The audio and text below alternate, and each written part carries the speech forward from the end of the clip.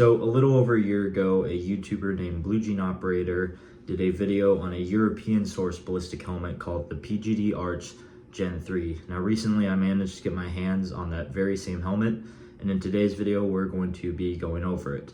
But before we begin, don't hesitate to like and subscribe. It really helps the channel and keeps more content like this flowing in.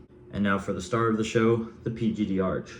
Now right off the bat, you can just feel how light this helmet is, and this particular model is a size medium, so it's a little bit of a far cry from the large helmets that I usually run, but this is sized up just a tad bit, and the medium shell comes in at only about 2.75 pounds with all the mounting hardware on it, so that's just a little bit lighter than this helmet, which appeared in a recent video. This one is from Sestan Bush and weighs about 2.9 pounds. PGD helmets are rated to stop 9mm, 357 SIG, and 44 Magnum, and also boast a supposed 50% reduction in backface deformation against 9mm. And for those of you who are wondering, this sits at about an NIJ level of 3A. And if you want to see the exact stats, I'm going to pull it up on the screen right here just so you guys can read them off for a little bit, and I don't have to read them out loud. And the exact stats are on the website itself, which I will also link in the description. If you want to see more live action ballistic testing done, I'll also link Blue Jean Operator's video, as well as one from Polinar Tactical and Mil-Spec Mojo on this exact same model. Now that the stats are out of the way, we're going to go a little bit deeper and just examine what exactly this helmet has to offer. And the base helmet comes with a BOA chin strap, which is super nice. So if I'm wearing nods with it, I can just simply tighten the helmet to my head. And back here, it has a nice big dial. So even if I'm wearing gloves, I can still be able to manipulate that system back there and keep the helmet fastened to my head. Additionally, the helmet comes with a nice set of pads. It comes with 10 pads overall, but I removed one because I have a very weirdly shaped head. And the pads themselves are not unsimilar to memory foam, and they also provide protection against blunt force trauma, as well as just being super comfortable overall.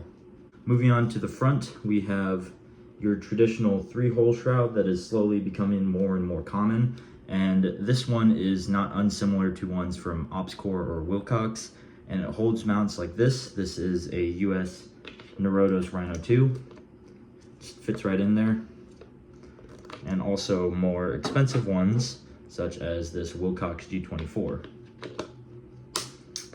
Now the mount itself isn't metal like traditional ones are. It's actually made from a fiberglass polymer composite, according to the website. And some of you might argue that this is a liability, as it is just simply plastic, and you're trusting this to hold what is probably the most expensive piece of equipment you own, which is your night vision.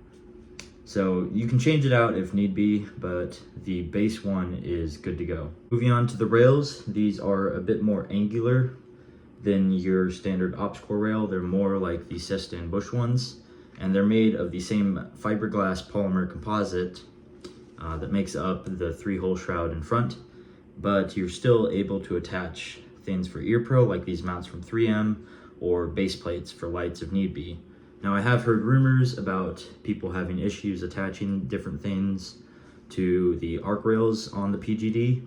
Some people have had issues attaching 3Ms. There are cases in which they'll just slip out, or other mounts like the Unity Tactical Marks or the OpsCore amp arms. But those may just be lemons within the group. I've had this one for about a couple months and ran it through some events, and all of the hardware on it has held up great. Another note about the helmet and the rails is that while they may be just a little bit different from American-made ones, and the shell itself is actually a high-cut ACH and not the traditional maritime or super high-cut style, these rails allow the pelters to still sit at the right level for my ears to provide that positive seal and level of hearing protection that I need.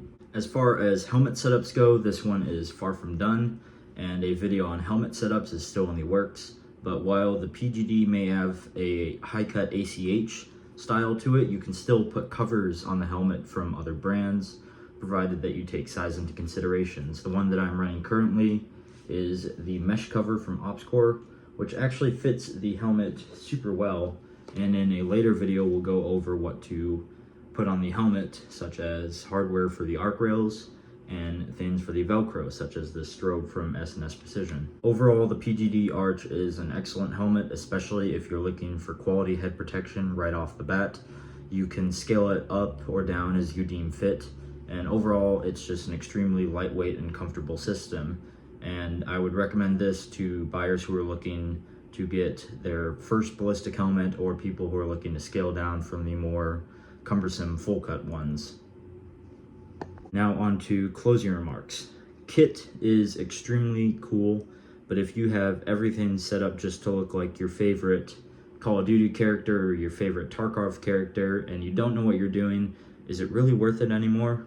So with that in mind, keep your kit limited to what you need and just train in it, practice in it, move around in it, because if you don't, you're just a liability to yourself. And don't be afraid to move things around either. Everyone's setup is different.